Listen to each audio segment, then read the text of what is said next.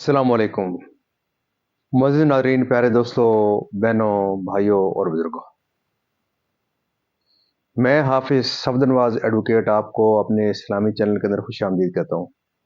और हर रोज़ की तरह आज भी हम इंशाअल्लाह पारा नंबर 23 सूरह यासीन की आयत नंबर 36 ता 50 तक की तिलावत, तर्जुमा, तफसीर, रोशन नज़ुल पढ़ने का शर्फ हासिल करेंगे। तिलावत शुरू करने से पहले हम दुरूद शरीफ पढ़ते हैं। आप भी मेरे साथ पढ़ें। अल्लाहुम्मा सल्लि अला मुहम्मद व अला आलि मुहम्मद कमा सल्लैता अला इब्राहीम व अला आलि इब्राहीम इन्नका हमीदुम मजीद।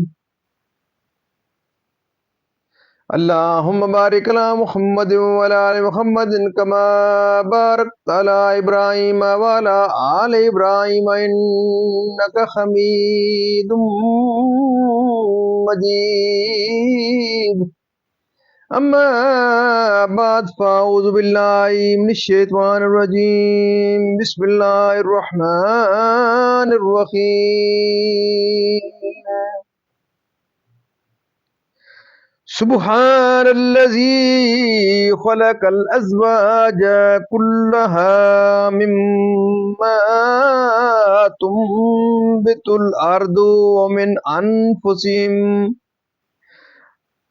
अनफुसिहिम वमिम्मा ला यअलमून।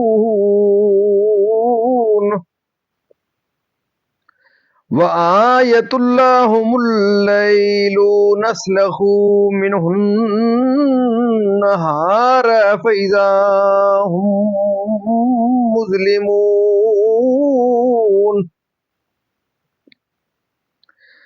वश्शम्सु तजरी लिमुस्तक़िर्रिन लहा ज़ालिका तक़दीरुल अज़ीज़िल अलीम। वल कमर कद्दरनाहु मनाज़िला हत्ता आदा कल उर्जूनिल कदीम।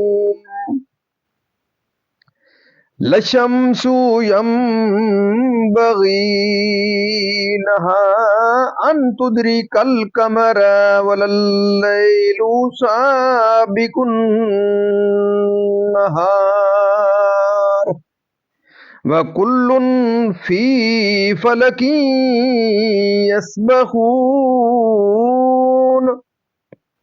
वआयतुल लहुम अन्ना हमलना ज़ुर्रियतहुम फिल फुल्किल मशहून।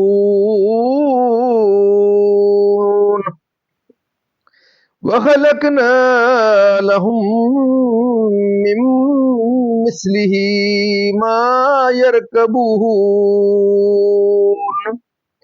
वइन नशा नुग़रिक़हुम फला सरीख़ लहुम वला हुम युनक़ज़ून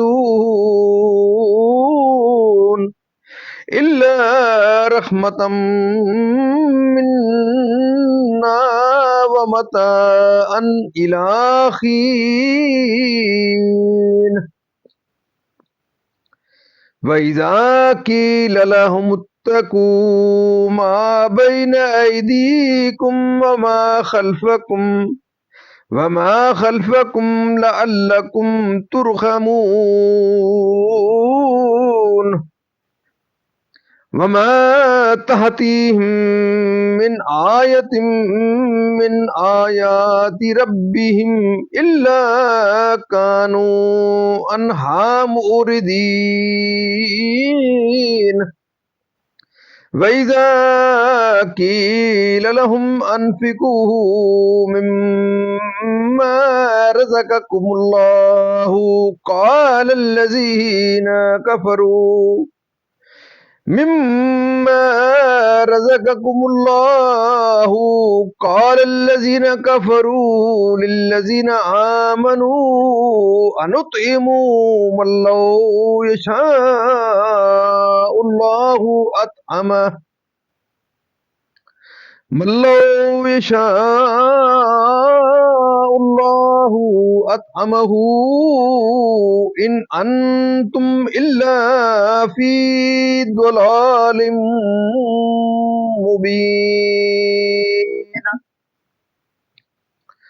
ويقولون متى هذا الوعد إن كنتم صادقين ما ينظرون إلا صيحة واحدة تأخذهم وهم يخصمون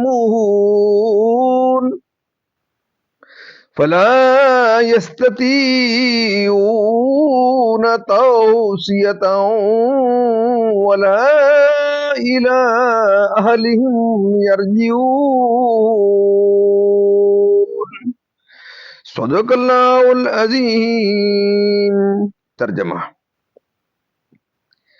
پاکی ہے اسے جس نے سب جوڑے بنائے، ان چیزوں سے جنہیں زمین اگاتی ہے، اور خود ان سے اور ان چیزوں سے جن کی انہیں خبر نہیں، اور ان کے لیے ایک نشانی رات ہے، ہم اس پر سے دن کھینچ لیتے ہیں جب بھی وہ اندھیروں میں ہیں،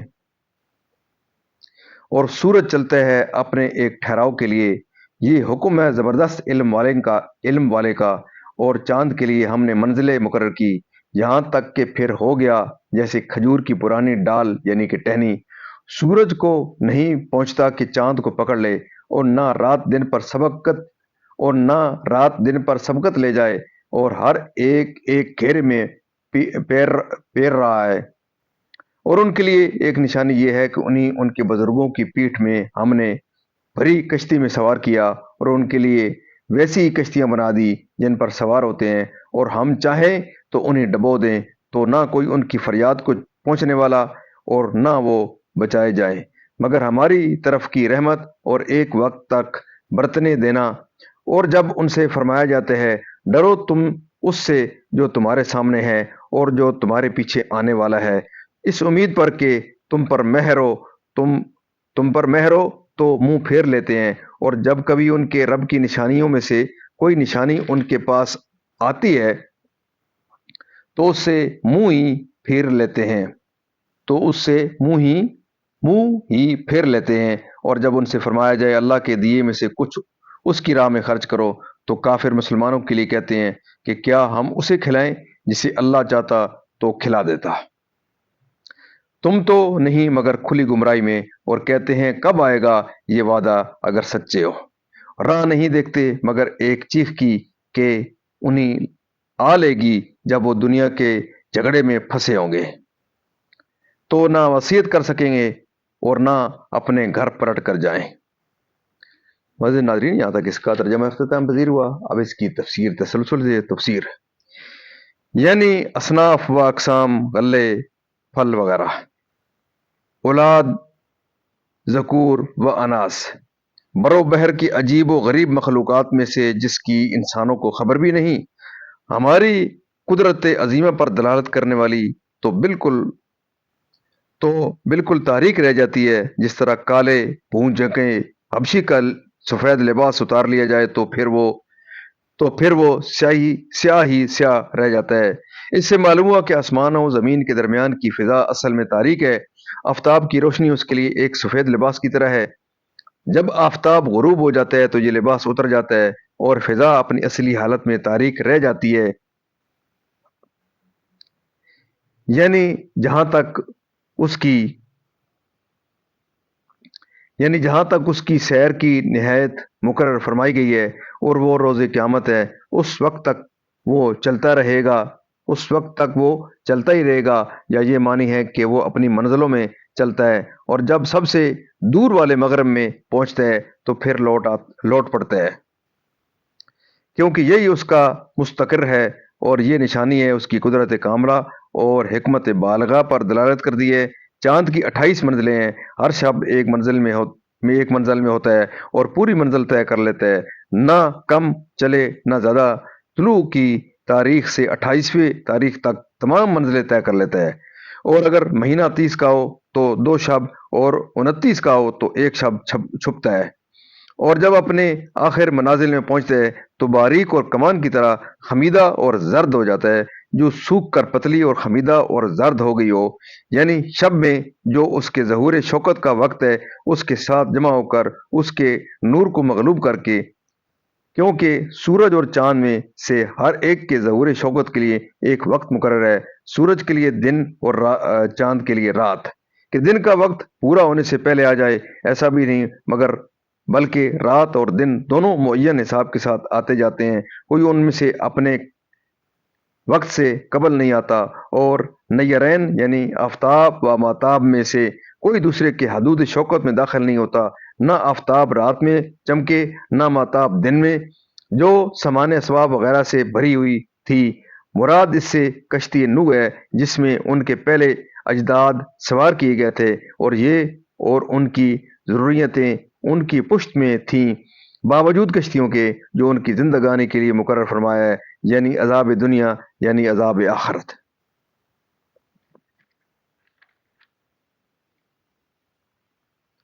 عذاب کے اندر یعنی حضرت لوط علیہ السلام کی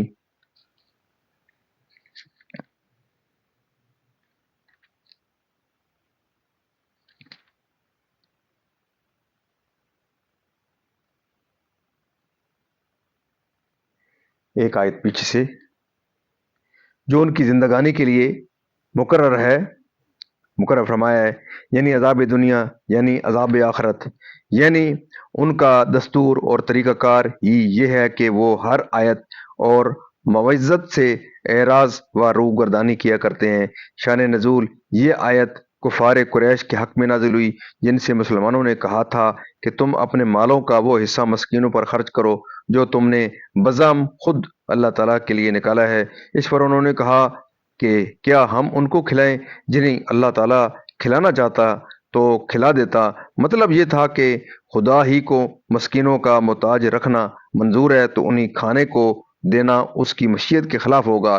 یہ بات انہوں نے بخیلی اور کنجوسی سے بطور تمسخر کے کہی تھی، اور نہایت باطل تھی، کیونکہ دنیا دارالامتحان ہے، فقیری اور امیری دونوں آزمائشیں ہیں۔ فقیر کی آزمائش صبر سے اور غنی کی انفاق فی سبیل اللہ سے۔ حضرت ابن عباس رضی اللہ تعالیٰ عنہما سے مروی ہے کہ مکہ مکرمہ میں زندیق لوگ تھے، جب ان سے کہا جاتا تھا کہ مسکینوں کو صدقہ دو تو کہتے تھے ہرگز نہیں، یہ کیسے ہو سکتا ہے کہ جس کو اللہ تعالیٰ محتاج کرے ہم کھلائیں۔ بعض واقعات کا اپنے دعوے میں ان کا یہ خطاب نبی کریم صلی اللہ علیہ وسلم اور آپ کے اصحاب سے تھا۔ اللہ تعالیٰ ان کے حق میں فرماتا ہے، یعنی سور کے پہلے نفخہ کی جو حضرت اسرافیل علیہ السلام پھونکے گے، خرید و فروخت میں اور کھانے پینے میں اور بازاروں اور مجلسوں میں، دنیا کے کاموں میں، کہ اچانک قیامت ہو جائے گی۔